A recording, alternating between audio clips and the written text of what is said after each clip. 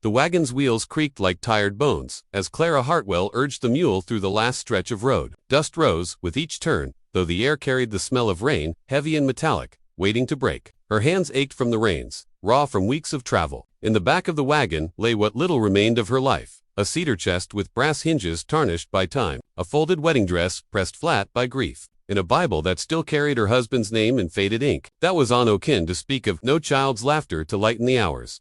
The town appeared suddenly, crouched against the horizon, more shadows than substance in the dimming light. Lanterns glimmered in a few windows, weak against the storm rolling down from the high ridges. Clara felt the prickle of eyes upon her as she passed the saloon and the general store. Men leaned against posts, their hats tilted low, their whispers sharp. Women drew their children close, as though sorrow might be a contagion carried in her skirts. No hand lifted in welcome. No door opened. She pressed on. Each creak of the wagon seemed to echo her own emptiness. By the time the mule stumbled to a stop at the edge of town, the first drops of rain struck the dust, making dark, spreading spots that smelled of earth and thunder. Ahead, across a long stretch of pale grass, she saw the outline of a ranch house against the rising storm. Jonas Hale's name had been spoken to her in town, though not kindly. A man alone, scarred by war, whose land brushed too close to the hunting paths of the tribes. He was described as hard, silent, a figure who belonged more to stone than to flesh. Still, a roof was a roof, and Clara had nowhere else to go. The ride to his ranch was a slow, jolting crawl,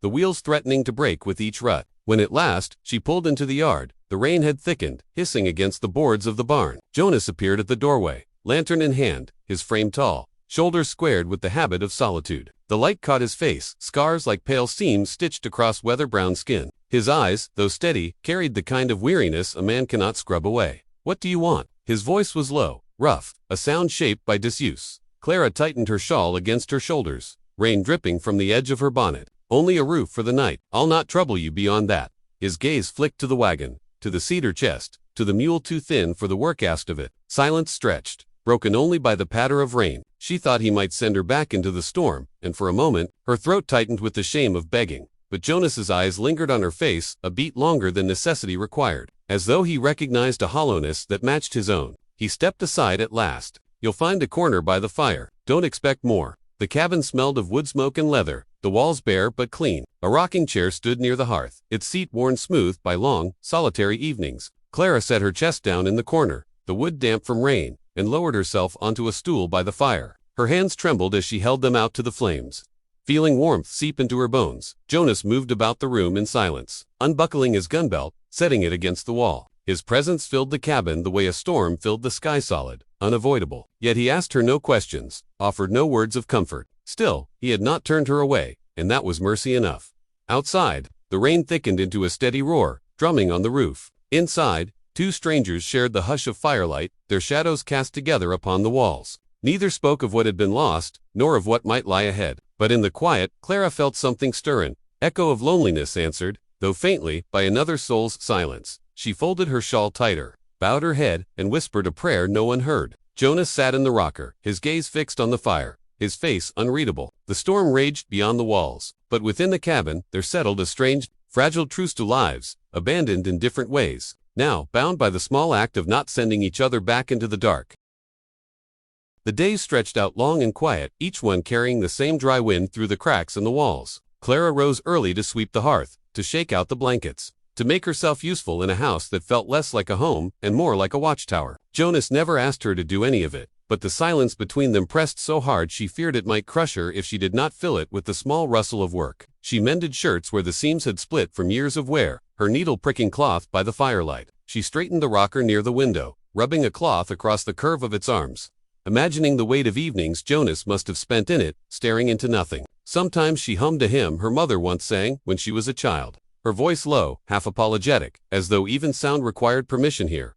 The quiet was not cruel, only unyielding. Every movement reminded Clara of what she had lost, how she once sewed dresses no child would wear, how she once sang lullabies to silence. Each scar on Jonas's face seemed to echo her emptiness, though he never spoke of the battles that carved them. They lived like ghosts, circling the same fire, aware of each other, but afraid of stirring the ashes. It was while sweeping that she found it. The broom handle knocked against the leg of Jonas's bed, and she saw the edge of a box hidden in the shadows beneath. Cedar, like her own chest, though smaller, with a brass clasp. She would not have touched it, save for the impulse of knowing something lay beneath the quiet that ruled this house. When she opened it, her breath caught. A braid of hair, pale brown, tied with a faded ribbon, lay coiled inside. It was not cut roughly, but with care, as though kept as a remembrance. She closed the lid gently and slid the box back where it had been, her heart heavy with the knowledge that Jonas, too, kept ghosts near at hand. Whatever woman the braid had belonged to, wife, sister, lover, she was still present in this house. The way Clara's dead remained with her in the wedding dress folded at the bottom of her chest. Neither had spoken of their grief, yet it was there, in every quiet space, pressing against the walls like an unseen wind. In town, whispers grew louder. Clara had been seen arriving with nothing but a mule and a chest. Some pitied her, shaking their heads at the tragedy that had left her childless and alone. Others distrusted her, a stranger come without kin, a woman living under a man's roof without the sanction of church vows. Words reached her ears when she went for flour or thread, carried in lowered voices not meant for her but never truly hidden. To be a widow was burden enough, but to be new among them, without children to soften her presence, was to stand always at the edge. She caught looks, too, in the saloon windows, in the mercantile aisles, half curiosity, half suspicion. Once, a woman muttered that sorrow clung like smoke, and Clara felt the shame of it, though she had not asked for the sorrow she carried. Rumors thickened like the clouds that hung over the mountains. Talk of raids, of stolen cattle, of blood spilled on both sides between settlers and the neighboring tribe. Fear has a way of sharpening distrust, and Clara, already adrift, felt the weight of being marked an outsider twice over. She belonged neither to the town nor to Jonas's house. She was suspended in some middle place where her past was too heavy to carry, and her future too faint to imagine. Even so, the nights in the cabin grew different, almost imperceptibly. Jonas would sit by the fire after supper, hands clasped, his eyes set on the flames. Clara mended in silence beside him, the crackle of the logs the only sound between them. Once, when her needle slipped and pricked her finger, Jonas looked up, his gaze lingering, as though he might speak. He did not, but the weight of his glance was different than before. Less guarded, less distant, as if he had begun to see not merely a burden in his house, but someone carrying a grief parallel to his own. She lay awake some nights, staring at the rafters, thinking of the braid hidden beneath his bed and the dress folded in her chest. Both tokens of lives gone, both reminders of how the past refused to loosen its grip. Yet there was a strange comfort in knowing she was not alone in such keeping. His silence no longer felt like rejection, but recognition. The cabin walls creaked in the wind. Dishes clattered softly as she set them to dry. The rocker whispered against the floorboards. All of it became a language between them, a way of speaking without words. In the quiet, Clara began to understand that Jonas was less the stone figure the town described, and more a man bracing against his own storms. And in that understanding, faint as the first light before dawn, the seed of companionship took root, not spoken, not yet trusted, but present. Two mourners beneath one roof, no longer entirely alone.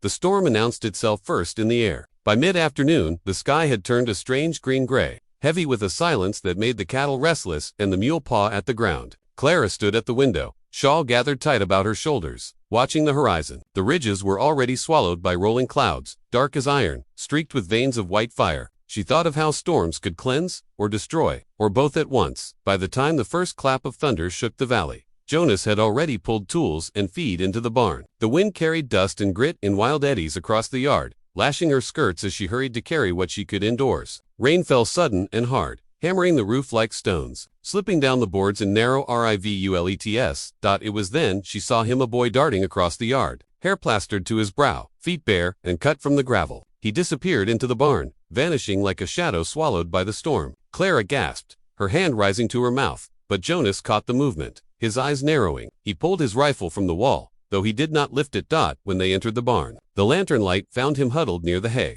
no more than 12 years of age, an Apache child with eyes dark and wide, shoulders drawn in as though braced for a blow. Rain dripped from his thin shirt, pooling beneath him. Jonas's jaw tightened. The lines of his face deepened, torn between the law of settlers and the tug of something older than lawmercy. He can't stay, Jonas muttered, though his voice lacked force. Bringing him in will bring trouble.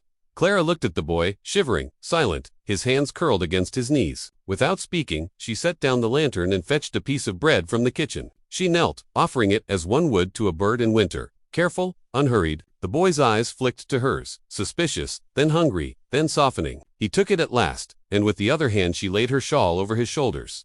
Jonas stood in silence, watching, the storm raging at his back. For a long time, nothing passed between them but the hiss of rain and the distant rumble of thunder. Later, when the wind drove water through the seams of the roof, Jonas built a fire in the hearth. Clara guided the boy into the cabin, seating him near the flames, the shawl now dark, with damp but warm against him. He ate quietly, never lifting his eyes long, though once she thought she saw gratitude flicker like the lightning that split the sky outside. The storm grew wild, shaking the shutters, rattling the tin buckets set beneath the leak, near the door. Shadows leaped on the walls. 3 figures now, where before there had been only 2. Clara hummed under her breath as she fetched another blanket, her voice carrying a note of gentleness she had not heard in herself for years.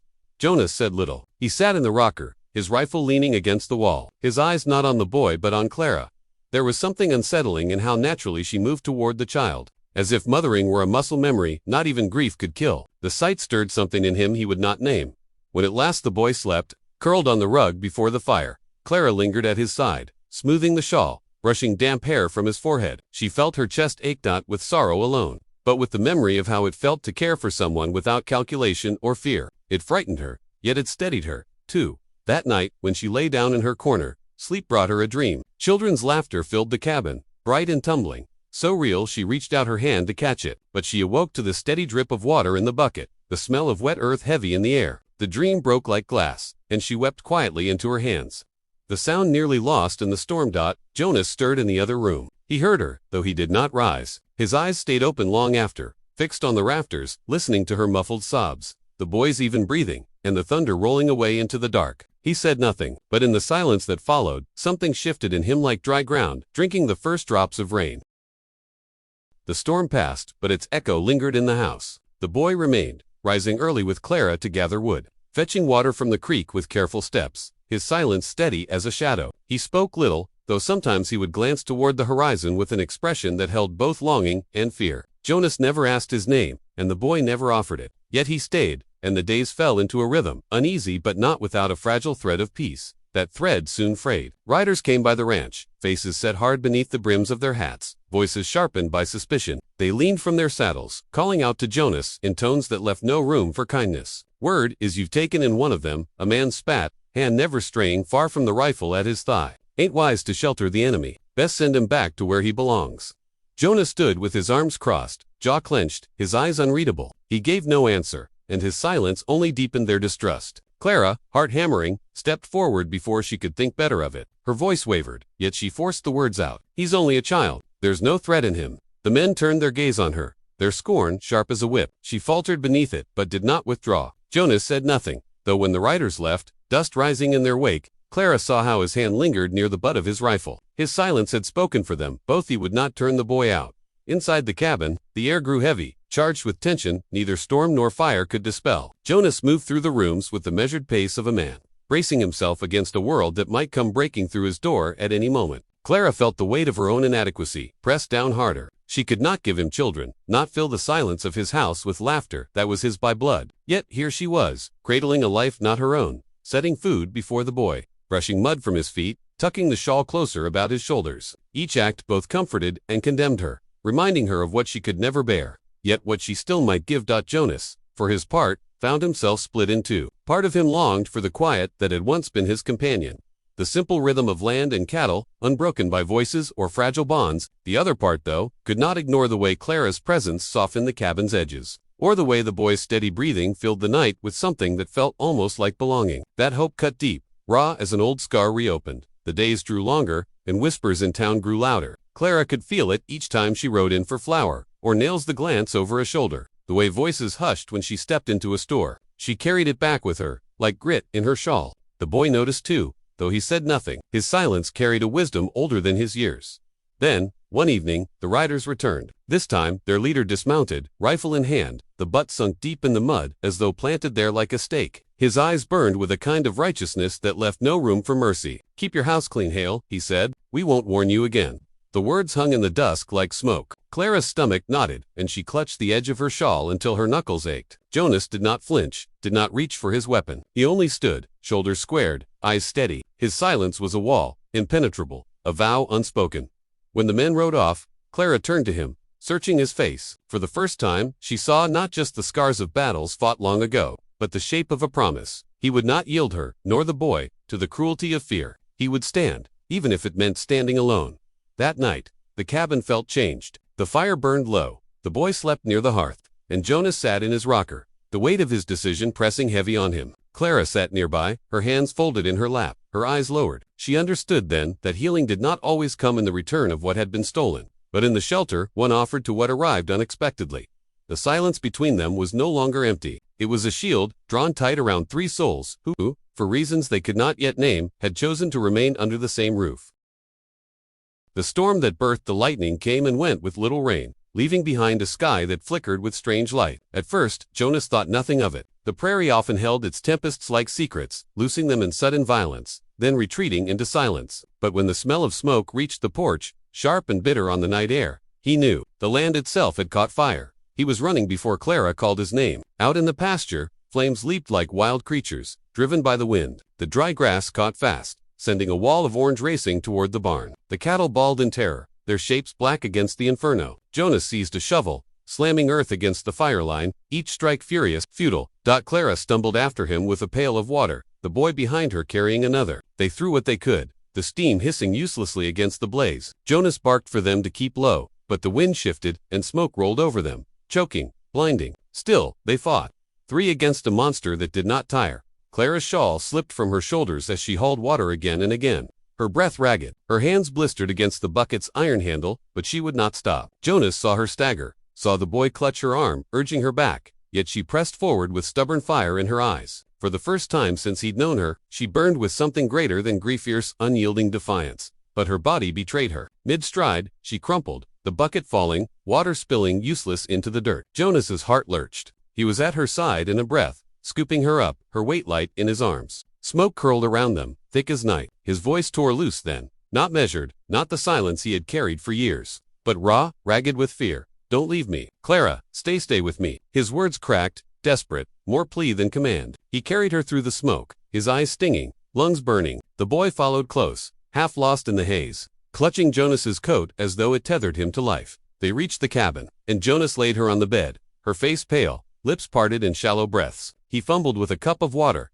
pressing it to her lips, his hands shaking. The boy hovered near, his small fingers gripping the quilt, wide eyes reflecting both firelight and fear. Outside, the blaze consumed half the pasture before the wind died and the night grew heavy with ash. Jonas fought it back alone, shoulders straining, until the barn was saved and only blackened earth remained. He returned at dawn Suit Street, his shirt torn, his breath harsh as a man who had wrestled the devil and barely stood. Inside, the room glowed dim with the first gray light of morning. Clara stirred, opening her eyes. She found herself not on the hearthrug where she had collapsed, but in Jonas's own bed, his shadow beside her. His hand lay open on the quilt, close enough to touch. She turned her head, weak, and saw his face creased with exhaustion, eyes red not only from smoke.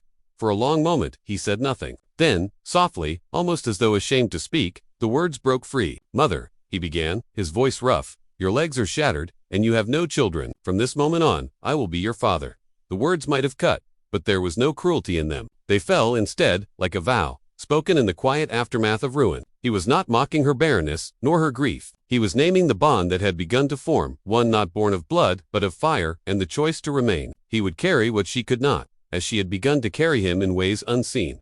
Clara's eyes filled, though she could not speak. She understood then what the fire had burned away, not only the pasture, but the silence that had stood like a wall between them. What remained was something stripped bare, fragile but unbreakable. The boy slept on a blanket near the hearth, his small body curled, save for the first time in many nights. Clara watched the rise and fall of his breathing, then turned her gaze back to Jonas. He had closed his eyes, leaning back in the chair, as if the weight of his words had left him more weary than the night's battle. She did not move her hand fully to his, but she let her fingers rest near his own, the distance small enough that the warmth could travel across it. She understood now that love could be chosen, shaped not by womb or bloodline, but by fire and the vow of endurance. Outside, the fields lay scorched, blackened scars, against the horizon. But in the cabin, something new had survived the blaze, something that felt like the first tender shoot breaking through the ash.